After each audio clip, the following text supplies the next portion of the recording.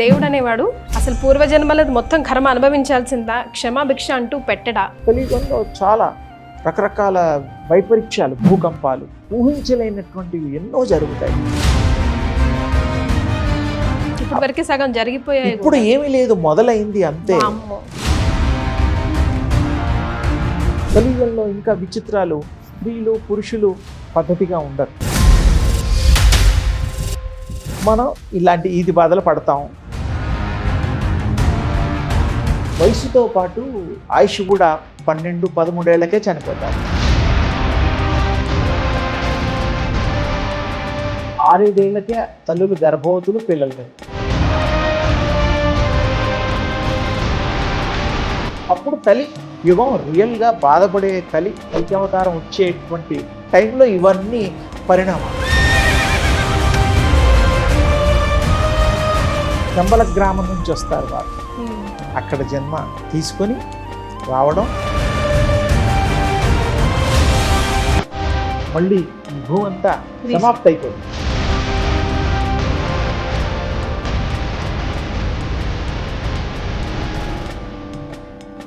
నమస్తే, మీరు చూస్తుంది సుమన్ టీవీ. నేను మీ కీర్తి. రకరకాల ధర్మ సందేహాలు మనకు వస్తూ ఉంటాయి. వీటన్నిటికీ నివృత్తి చేయడానికి మనతో పాటు ఉన్నారు దివ్య విశ్వశక్తి పరివార్ ప్రచార వ్యవస్థాపకులు శ్రీ శ్రీ శ్రీ ఓం స్వరూప్ స్వామీజీ గారు. నమస్తే గురుగారు. గురుగారు, జనరల్గా పెద్దవాళ్ళు, మీ పొట్టి వాళ్ళు కానీ, ఇంట్లో పెద్దవాళ్ళు కానీ ఏదైనా కొంచెం చెడు జరిగినా కూడా కలియుగం అమ్మ, మనమే ఇదే చూడాలా, ఇంకేం చూస్తామో ఈ కలియుగంలో అని. ఎవరా కలి, ఎప్పుడు వస్తాడు, ఎలా వస్తాడు, ఎందుకు వస్తాడు, ఆల్రెడీ వచ్చేసాడా? కలి అనేటువంటిది ఒక దుష్ట సంబంధమైనటువంటిది, ఈ ప్రజలకి నష్టం చేకూరేటువంటిది. బ్యాడ్ థాట్స్లో ఆయన నివాసం ఉంటారు. చెడు ఏదైనా కావచ్చు, తలంపులో కావచ్చు, యాక్షన్స్లో కావచ్చు, అది చాలా లిస్టులు దానికి. అందుకని చెడు తలంపుల్లో అంటున్నాను, చెడు భావాల్లో అంటున్నాను, ఆలోచనలో అంటున్నాను. ఏదైనా కావచ్చు, అందులో ఆయన వచ్చేసి బలం పుంజుకుంటాడు. ఆల్రెడీ ఆయన కృష్ణ నిర్యాణం తర్వాత ఆయన కలి ప్రవేశం జరిగింది. ఆ కృష్ణులు వారు భగవత్ స్వరూపులు. 126 సంవత్సరాల 8 నెలల 7.5 రోజులు వారు అప్పుడు జీవించి ఉన్నారు. ఇది మహాభారతంలో మనకి క్లారిటీగా నేను చెప్పినవి ఉంటాయి. అయితే ఆ తర్వాత యుధిష్ఠిర శకం మొదలైంది. అంటే ధర్మరాజులు వారు 36 సంవత్సరాలు వారు. పరీక్షిత మహారాజు ఆ టైము, అదంతా కూడా మనకి చరిత్ర ఉన్నది. ఈ కలి ప్రవేశం నుండే కలియుగం మొదలైంది. అంతకుముందు కలియుగం లేదు. ఆ తర్వాత కలిని నుంచి రక్షింపబడాలి అంటే మనం ఏం చేయాలి? ఒక్కటే, మంచి కార్యక్రమాలు, పూజలు, ఆలోచనలు, తర్వాత ఇతరుల మంచి కోరడాలు, మంచి చేస్తూ ఉంటే భగవంతుడు మనని సహకరిస్తాడు. అప్పుడు కలియుగంలో 4,32,000 సంవత్సరాల్లో 5,126 సంవత్సరాలు మాత్రమే అయింది. కాబట్టి ఇంకా అంత ఉంది. కాబట్టి 4,27,000 సంవత్సరాలు దరిదాపు ఉంది. కాబట్టి అప్పటి వరకు మనం ఎన్నోసార్లు రావడం పోవడం జరుగుతుంది. ఆయనని డామినేట్ చేసే దేవి దేవతలు ఎవరు లేరా? ఇప్పుడు భగవంతుడు స్వరూపం, అమ్మవారు అనుకోవచ్చు, అయ్యవారు అనుకోవచ్చు, విష్ణు అంశాలు అనుకోవచ్చు, ఏ దేవుడైనా భగవత్ శక్తి ఆయనని అడ్డుకుంటుంది. భగవంతుడు అన్ని రూపాలు ఉన్నాయి కదా మనకి. ఎవరి నమ్మకాలతో వారు చేసుకోవచ్చు. విష్ణువుని చేసుకోండి, రాముని చేసుకోండి, దుర్గమ్మ వారిని చేసుకోండి. దేవుళ్ళు ఎవరో నమ్మకం. ఆ భగవత్ స్వరూపుల్ని చేయడం వల్ల ఆ గుణాలు వీళ్ళలో వచ్చి, భగవత్ తత్వం వీళ్ళకి వచ్చి, శక్తి వచ్చి వాటిని ఎదిరించేటువంటి పరిస్థితి వస్తుంది. కలియుగంలో చాలా రకరకాల వైపరీత్యాలు, భూకంపాలు, నదీ జలాలు, ఉప్పొంగడాలు, ఊహించలేనటువంటివి ఎన్నో జరుగుతాయి. జస్ట్ ఫస్ట్ పాదం, 4 పాదాలు కదా, 4,32,000 సంవత్సరాలు డివైడెడ్ బై 4, అలా లెక్కేసుకుంటే ఈజీ అవుతుంది. అందుకని ఇప్పుడు కలియుగంలో ఇంకా విచిత్రాలు. స్త్రీలు పురుషులు పద్ధతిగా ఉండరు. హైట్ ఉండదు, తగ్గిపోతారు. ఇద్దరు స్త్రీలు పురుషులు ఇద్దరు హైట్ ఉండదు. చదువులు ఇంకా అంతంత మాత్రమే. గర్భంలోనే చదువులు నేర్పుతారు. ఒకప్పుడు మహాభారతం ఆ టైం ఇంకా ముందర కూడా విద్యాభ్యాసం గర్భస్థ శిష్యుకు నేర్పడం జరిగింది. అభిమన్యుడు రోజులు ముందుకు వస్తాయా గురుగారు? రావు. అభిమన్యుడికి వచ్చింది చూడండి ఆ చదువు. సుభద్ర అభిమన్యుడు ఆ గర్భంలో ఉన్నప్పుడు యుద్ధంలో మెలకువలు తెలుసుకోవడం కోసం కూడా చెప్పడం జరిగింది. ఆయన విన్నాడు. అందుకని అలాంటివి చాలా జరిగాయి. ఇప్పుడు కూడాను అలాంటిది వస్తాయి. ఇప్పుడు కూడా మ్యూజిక్ థెరపీ అని యుఎస్లో అక్కడ ప్రెగ్నెన్సీ తల్లులకి కొన్ని చేస్తున్నారు. అలాగే 5వ క్లాస్ వరకు చదువులు కూడా నేర్పడానికి ఇప్పుడు ప్రయత్నాలు జరుగుతున్నాయి. అయితే వయసుతో పాటు ఆయుష్ కూడా 12-13 ఏళ్లకే చనిపోతారు.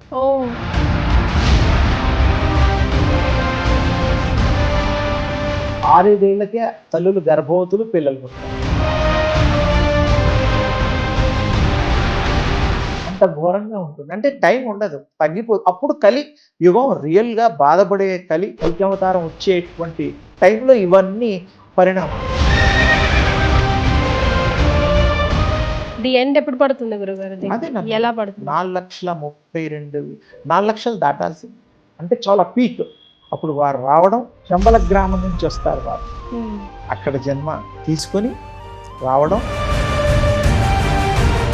అక్కడ జన్మ తీసుకొని తెల్లటి అశ్వ మీద గుర్రం మీద రావడం, ఆయుధాలన్నీ ధరించడం, శిష్టరక్షణ చేయడం, మళ్ళీ ఈ భూమి అంతా సమాప్తి అయిపోతుంది.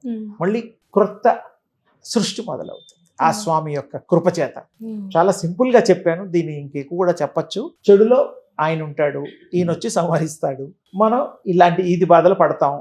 దేవుడిని తలుచుకొని దేవుడు పార్టీ గనక మనమైతే కలి మన ఏమీ చేయలేదనేది సారాంశం. గురుగారు, భార్యాభర్తల అనుబంధం అంతరించిపోతుంది అసలు ఈ రోజుల్లో. చాలా చిన్న చిన్న విషయాలకే డివోర్సుల దాకా వెళ్ళిపోతున్నారు. ఎందుకు అలా జరుగుతుంది? ఎక్కడ తప్పు జరుగుతుంది? కరెక్ట్ చేసుకోవడం ఎలా? అంటే పిల్లల జీవితాల గురించి కూడా ఆలోచించలేకపోతున్నారు. ముందు నా జీవితం, నేను ఇంపార్టెంట్, నేను, నాను, నీ, మీ, ఐ అన్న అహంకారం ఎక్కువైపోతుంది అందరిలో కూడా. ఎందుకు అలాగా అంటే ఫస్ట్ కలి ప్రభావం ఒకటి, అన్నిటికి కూడా అది వర్తిస్తుంది. వీళ్ళు ఉద్యోగాలు చేసినా తప్పులేదు, చదువులు తప్పులేదు. పెళ్లి కాకముందే అండర్స్టాండింగ్స్ ఉన్నాయా లేదా అని వాళ్ళిద్దరు మాట్లాడుకుని అన్ని ఒప్పుకునే కదా పెళ్లి జరుగుతోంది. అమ్మాయి అబ్బాయి జాతకాలు కూడా చూపించే కదా, అన్ని అయిన తర్వాతే, అన్ని కుదిరిన తర్వాతే పెళ్లి. ముహూర్తం కూడా మంచి చూస్తున్నాం, అన్ని చేస్తున్నాం. మరి లోపం ఎక్కడ జరుగుతుందంటే పెళ్ళైన తర్వాత వాళ్ళ యొక్క మనోభావాలు, వ్యక్తిగత కోరికలు క్రాష్ అయ్యి తేడాలు వచ్చి పిల్లల విషయంలో కానీ, డబ్బు విషయంలో కానీ, ఏదైనా కొనే ఇల్లు వాకిళ్ళు కొనే విషయంలో కానీ, ఇవన్నీ విషయాల్లో తేడాలు వచ్చేసేసి కొద్ది రోజులు సర్దుమణగడానికి వీలున్నన్ని రోజులు సర్దుమణుగుతుంది. తర్వాత డైవర్స్కి వస్తుంది. మనం దానికి అడ్జస్ట్ అయిపోయి మార్చుకోవడం, మనమన్నా మారాలి, వాళ్ళనన్నా మార్చాలి. స్త్రీలనన్నా భర్తలు మార్చాలి, భర్తనన్నా వీళ్ళు మార్చాలి. లేకపోతే కుదరదు కదా, మరి విడిపోవాల్సి వస్తుంది. అందుకని మనం చక్కగా అండర్స్టాండింగ్తో సర్దుకుంటూ పోతేనే జీవితం. అమ్మ, ఏ కొత్త అమ్మాయిని మళ్ళీ పెళ్లి చేసుకున్నా అదే కదా, 10 పెళ్లిళ్ళు చేసుకున్నా అంతే. అందుకని ఒక పెళ్లితో, ఒక తల్లితో హాయిగా ఉండండి. ఈ సలహా పాటిస్తే మంచిది. గురుగారు, పిల్లల్ని పెంచడం ఎలా? మన పురాణాలు ఏం చెప్తున్నాయి, మన శాస్త్రం ఏం చెప్తుంది? పెంపకంలోనే తల్లిదండ్రులు పూజా విధానాలు నేర్పేవారు. కూర్చున్న తర్వాత తండ్రి తొడ మీద కూర్చోబెట్టుకుని పిల్లాన్ని, వాళ్ళు మంత్రం చదువుతుంటే వాడు వినేవాడు అనకపోయినా, వాటితో పువ్వులు వేయించడం, దేవుడికి దండం పెట్టుకోమండం, ఇలాంటివి చిన్న చిన్న విషయాలు నేర్పేవాళ్ళు. అలాగే మంచి పౌష్టికాహారం తల్లులు ఇచ్చేవారు. అప్పట్లో వాళ్ళు తండ్రి మాట వినేవాడు, మరి తల్లి మాట వినేవారు, ప్రేమించేవారు, ప్రేమను పంచుకునేవారు. తాతయ్యలతోనూ అంత కుటుంబం అంతా ఒకటిగా ఉండేది. ఇప్పుడు కుటుంబాలు వేరైపోయాయి. పిల్లల్ని చూడాలంటే మరి హాస్టల్స్, లేకపోతే చిన్నపిల్లలకి మధ్య ఏదో పేరు నాకు గుర్తు రావడం లేదు, కిడ్స్ ప్యారడైజ్ లాగా వాళ్ళని ఆఫీసులకు వెళ్ళే వాళ్ళు అందులో వదిలేసి వెళ్తున్నారు. వదలడం తప్పండల్లా, కుదరక పాపం. ఇంట్లో చూసుకునే వాళ్ళు ఉంటే వాళ్ళు ఎందుకు వదులుతారు? వదలరు కదా పాపం. అంతే కదా గురువు. అందుకని వాళ్ళని తప్పనడానికి లేదు. అలా కూడా ఒక మన చర్చకి ఆ విషయం కూడా వస్తుంది. పిల్లల్ని అప్పుడు చాలా బాగా పెంచేవారు, ఇప్పుడు కూడా పెంచాలని ఏది పడితే అది కొనిపెడుతున్నాం కదా వాడికి. అయినా కూడా వాడు ఒక్కోసారి వినడం లేదు. ఇప్పుడు మనలో కూడా తల్లులు వాళ్ళ పనులలో ఉండి పిల్లలు కొంచెం ఏడ్ చేసి గారంతో వాడికి సెల్ ఫోన్ ఇచ్చేస్తున్నారు. వాడు ఏదో కలర్లో, వాడికి తెలియదు, ఊహ కూడా తెలియని నుంచి మీరు సెల్ ఫోన్ అలవాటు చేస్తున్నారు. అది ఇవ్వకపోతే పెద్ద గొడవ చేస్తారు. అంటే మనం చేంజ్ ఆఫ్ థాట్ మన కోసం వాడికి అలాంటి ఇవి చేస్తున్నాం. అందుకని పిల్లలకి దానికి ఆకర్షితులైపోతున్నారు. అలాగే స్కూల్స్లో ఇంటి పక్క వాళ్ళతో, వాళ్ళందరితో కూడాను ఆ జీవన విధాన శైలిని చూసి వీళ్ళు కూడా అలా ఉంటే బాగుండేదే అనుకరణ ఎక్కువైపోయింది. ఆ అనుకరణ ఎప్పుడైతే ఉండకుండా డబ్బులు ఉన్నప్పుడు కొందాం, అప్పు చేసి కొనాల్సిన అవసరం లేదు కదా. ఇలా ఎవరన్నా మంచి ఉద్యోగాలు ఉన్నాయి వాడికి స్తోమతను బట్టి వాడి చదువును బట్టి ఇచ్చారనుకోవాలి. నాకు వాడు ఇద్దరం ఒకటే పక్కపక్కనే ఊళ్ళో పుట్టాం, నేనేమో బీదవాడిని చిన్న గుమాస్తా ఉద్యోగం చేసుకున్నాం, వాడేమో కోటీశ్వరుడు అయ్యాడని అలా అనుకోవడంలో అర్థం లేదు. వాడి కర్మ, వాడి జాతకము, వాడి పురాకృత జన్మ విశేషం చేత అలా జరుగుతుంది. రైట్ గురుగారు, నాకు ఎప్పుడు ఒక డౌట్ గురుగారు, ఆ దేవుడు కూడా చాలా జపాలు, చాలా హోమాలు, ధ్యానాలు చేస్తూ ఉంటారు. చేశారు ఇప్పటికీ కూడా చేస్తూ ఉన్నారని చెప్తాము. ఇప్పుడు హనుమంతుడు భూమి మీదే ఉన్నాడు, ఆయన జపం చేస్తాడు. ఎక్కడ రామనామం జరిగితే అక్కడ ఆయన ప్రత్యక్షం అయిపోతాడు. మరి ఆ దేవుడు ఎవరిని ఆరాధిస్తున్నాడు? దేవుడు చాలా మంచి ప్రశ్న. ఎవరి ధ్యానం చేస్తున్నాడు అని నాకు తెలుసు. ఆది పరాశక్తి అని ఒక తల్లి ఉన్నది, విశ్వవ్యాప్తి, విశ్వజనని, విశ్వ జగన్మాయి. ఆ శక్తి సర్వత్రా ఉంటుంది. ఆది అంటే మొదలు, పర అంటే ఈ శక్తులు కానటువంటి శక్తి. ఆది పరాశక్తి అంటే రూపం ఉండదు, దివ్య శక్తి అంతే, తేజస్సు, డివైన్ లైట్ లాగా. అది బ్రహ్మ విష్ణు మహేశ్వరులని పుట్టించడం, వాళ్ళకు కూడా మళ్ళీ శక్తుల కోసం పార్వతీ పరమేశ్వరులను ఇవ్వడం, ఇలా ఆ సృష్టి జరిగింది. అందుకని వాళ్ళకు కూడా శక్తి ఇవ్వడం వల్ల ఇంకా శక్తి కావాలి అంటే కంటిన్యూగా కావాలంటే వాళ్ళు కూడా తపస్సు చేస్తారు, కొన్ని సాధించాలని తపస్సు చేస్తారు. అందుకని ఆ భగవంతుడు కూడా కొన్ని కోరికలకి, వాటికి వీటికి, ఈ యొక్క ప్రజల శ్రేయస్సు కోసం, రాజులు కదా వాళ్ళు, అన్ని ఈ సుభిక్షం కోసం, ఈ ప్రజల కోసం వాళ్ళు తపస్సులు చేసేవారు, వాళ్ళ కోసం కూడా ఇంక్లూడ్ అందులో. అందుకని ఆ దివ్యశక్తి, ఆది పరాశక్తి, అమ్మవారిని స్త్రీ అని కాదు, తల్లి భావన, అది శక్తి కదా. అందుకని అది ఫైనల్. అందుకనే మేమేం చేస్తున్నామంటే ఆది పరాశక్తి అమ్మవారిని దివ్య విశ్వశక్తి పరివార్ అనేటువంటిది ఒక సమూహాన్ని పెట్టి ఆ ప్రచారాన్ని చేస్తూ, ఆ దివ్య శక్తిని మీరు పొంది ధన్యులు కండి, ఆరోగ్యవంతులు కండి, ఐశ్వర్యవంతులు కండి, మీరు దేవుడి రూపాలు, గుణాలు పొందండి, మీరు కూడా భగవత్ స్వరూపాలు కండి. మానవ దేహంలో ఉండే మానవతారాలే కదా, దైవ స్వరూపాలు కండి అని ఆ యొక్క వినపం చేస్తున్నాం. రైట్ గురుగారు, మనం ముఖ్యంగా వెంకటేశ్వర స్వామిని చూస్తాం, కలియుగ దైవం ఇలా ఉంటారు కదా, ఎందుకని, దీనికి సంకేతం ఏంటి? వెంకటేశ్వర స్వామియే కాదు, అమ్మవార్లు, అయ్యవార్లు అందరూ కూడాను గుళ్ళల్లో ప్రతిష్ఠ చేసిన విగ్రహాల్లో ఇలా ఉంటారు. ఈ చెయ్యి అభయహస్తం, ఇదేమో యూనివర్స్లోంచి ఆ యొక్క పవర్ని, కాస్మిక్ ఎనర్జీని తీసుకుంటుంది ఎడం చెయ్యి. అది తీసుకొని ఈ కుడి చెయ్యి ద్వారా మీకు ప్రసరింపజేస్తుంది, ఇస్తుంది. అంటే మనీ, కొన్న కటాక్షాలు ఈ చేతుల ద్వారా ఆరోగ్య ఐశ్వర్యాలు వస్తాయి. అలాగే మీరు పూర్వం తల్లిదండ్రులు చిన్నప్పుడు పెద్ద అయిన తర్వాత పిల్లల్ని తల నిమురుతూ దీవించేవాళ్ళు, ఇలా తల. మీరు ఇప్పటికి కూడా అక్కడక్కడ చూడొచ్చు. అలాగే బ్లెస్ చేస్తారు. అంటే ఏమిటి, ఆ తల్లిదండ్రులు ఏం కోరుతారు? నా కొడుకు బాగుండాలి, ఆరోగ్యంగా ఉండాలి, ఐశ్వర్యంగా ఉండాలి, పిల్లా పాపలతో సుభిక్షంగా ఉండాలి, నా వంశం గొప్పగా ఉండాలి అని ఆ సంతానానికి ఆ తల్లిదండ్రులు ఇద్దరు తల నిమురుతూ ఉంటారు. ఆ నిమరడంలో కూడా ఆ సంకల్ప శక్తి స్వచ్ఛమైంది నిజం కదా. ఈ చేతుల ద్వారా వారి శిరస్సు సహస్రారంలోంచి బాడీలోకి ఎంటర్ అయిపోతుంది, ఎనర్జీ వెళ్తుందమ్మా. ఆ గొప్పతనం, అందుకోసం ఆశీర్వచనాల్లో అంత గొప్పతనం ఉంది. ఎవరినైనా సరే నేను కాళ్ళు ముట్టుకుంటానా, శాస్త్రంగా మొక్కాలా అని అది వద్దు, ఏం ఫీల్ అవ్వద్దు, మనస్ఫూర్తిగా మొక్కాలి. మనస్ఫూర్తిగా పెద్దవాళ్ళ ఆశీర్వచనాలు తీసుకుంటే, వాళ్ళు మనస్ఫూర్తిగా ఇస్తే మనకు మంచి జరుగుతుంది, ఎనర్జీ పాస్ ఆన్ అవుతుంది అని అర్థం అన్నమాట. సింపుల్. గురుగారు, ఈ మధ్య కాలంలో స్విచ్ వర్డ్స్ అని, స్విచ్ నంబర్స్ అని, లేకపోతే స్విచ్ వర్డ్స్ అని చెప్తున్నారు. ఇది ఇన్నిసార్లు చెప్పండి అంటే మనం మంత్రాలు చేస్తాము అంతవరకే తెలుసు, కానీ ఈ మధ్య కాలంలో చాలా ఈ అఫర్మేషన్స్ కానీ, మేనిఫెస్టేషన్ కానీ, తొందరగా న్యూమరాలజీ ప్రకారం కోరికలు నెరవేరాలంటే ఈ స్విచ్ వర్డ్ ని టైమ్స్ రాయండి, చేతి పైన రాసుకోండి, అండ్ సింబల్స్ కూడా చాలా పాపులర్ అవుతున్నాయి. అవన్నీ ఎంతవరకు నిజం? వాటిని డిపెండ్ అవ్వచ్చా? అమ్మా వాళ్ళు చెప్తారు, దాంట్లో కూడా కాన్సన్ట్రేషన్ ఉంది కదా.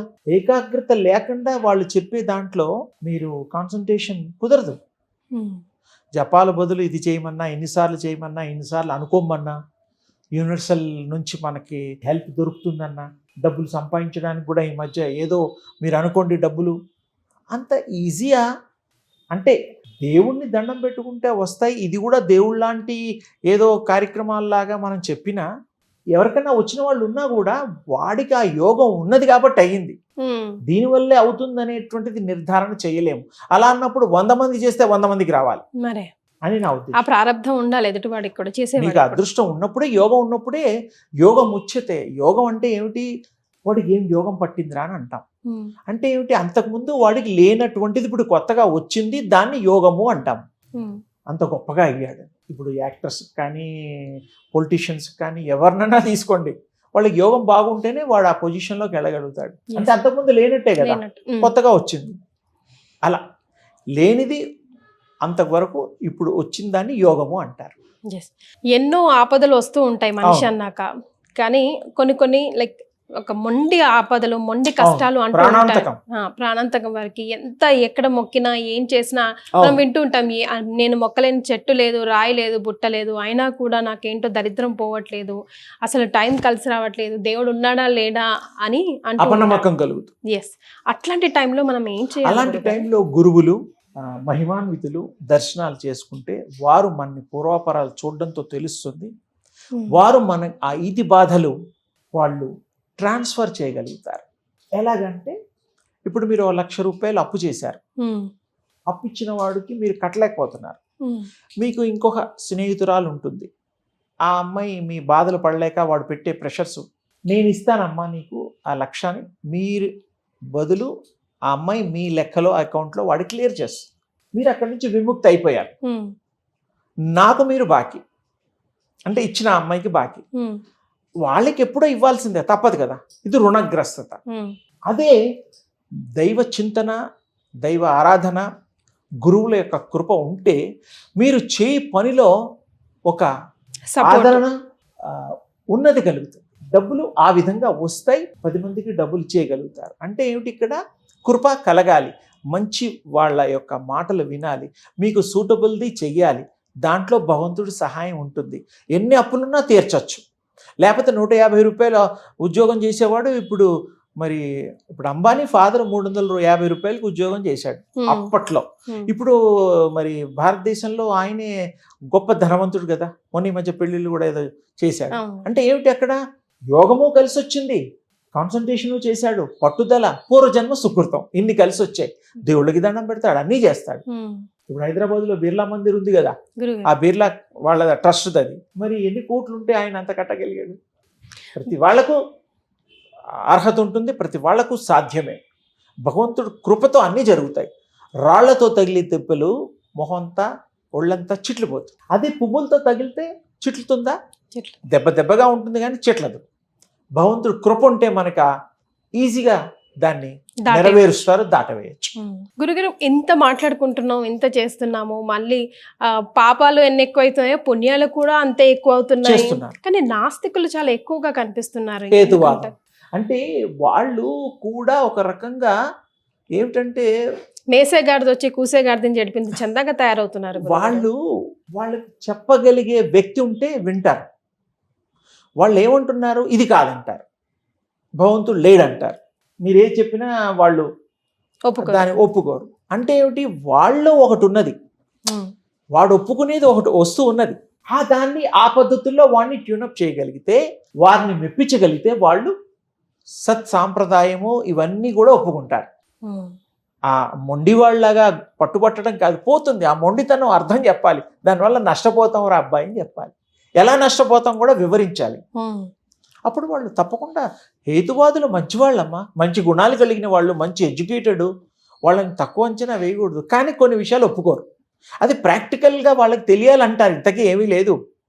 వాళ్ళు దివ్య శక్తిని ఒప్పుకుంటారమ్మా, ఎనర్జీ ఉంది, పవర్ ఉంది అని ఒప్పుకుంటారు. అంటే ఏమిటి? ఒక విధంగా దేవుణ్ణి శక్తిని ఒప్పుకున్నట్టే కదా. మిమ్మల్ని నన్ను ఒప్పుకోకపోయినా పర్వాలేదు, అసలు మూలాన్ని ఒప్పుకుంటున్నారు, దివ్య శక్తిని ఒప్పుకుంటున్నారు. వాళ్ళ అనుభవాలతో వాళ్ళ దైనందిక జీవితంలో వచ్చే పరిస్థితులు బట్టి వాళ్ళు మారడానికి అవకాశాలు ఉంటాయి. వాళ్ళని మంచిగా మనం తీసుకుందాం. చాలా సంతోషం గురుగారు, ఈరోజు ఎన్నో మంచి విషయాలు మీ ద్వారా మా సుమన్ టీవీ ప్రేక్షకులకి తెలియజేశారు. ధన్యవాదాలు అమ్మా. శుభమస్తు. అందరూ శక్తివంతులు కావాలని, అందరూ దివ్య తేజస్సుతో పరిణిల్లాలని, ఆ దివ్య తేజస్సు వాళ్ళకి కలిగి అన్ని ఈతి బాధలు పోగొట్టి వాళ్ళు ఆరోగ్యవంతులుగా, ఐశ్వర్యవంతులుగా, పిల్లా పాపలతో సుభిక్షంగా ఈ సమాజంలో అందరి శ్రేయస్సు వారు కోరాలని మనస్ఫూర్తిగా ఆశీర్వదిస్తున్నాను తల్లి. శుభం. ధన్యవాదాలు గురు.